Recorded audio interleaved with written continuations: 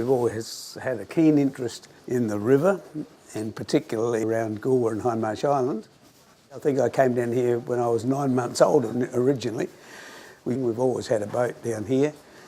When my grandfather died, I inherited the little 16-footer we had, and so we went on from there, buying other boats and rebuilding them and gradually moving on until we got the silly idea of building a paddle steamer, which was the William Randall.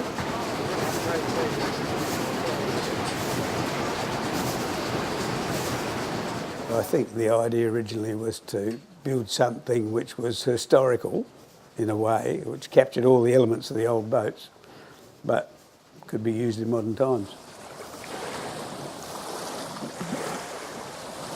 It's probably a bit of a disease like a lot of other passions. People get hooked on things and gradually pursue them. One thing leads on to another. And of course the interest in the Oscar W kept it alive. We worked on rebuilding the Oscar W, the first paddle steamer restored in South Australia. And the Friends of the Oscar W were formed to operate the vessel so that now it's able to carry passengers.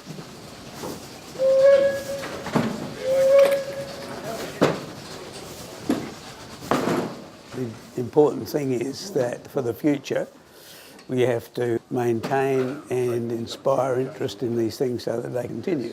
Why are the handles like that? Why is that one not? We can provide places, like in the Oscar W, where people can come and put these skills into practice. They can then be maintained. And one can only hope that as time goes on, the interest will always be there. The next generation will come along and find an interest in it.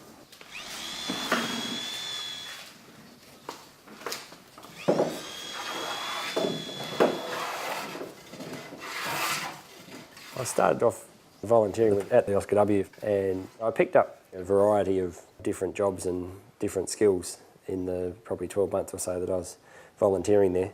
And it was doing that made me realise that I wanted to, pursue this as not a career, more of a lifestyle, I guess.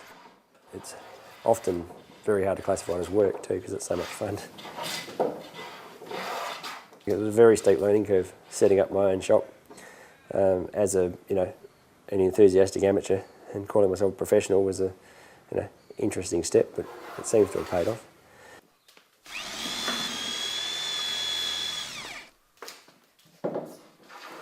The history of it is certainly something that interests me, and particularly the older designs and the way boats have evolved, particularly over the last 150 years or so.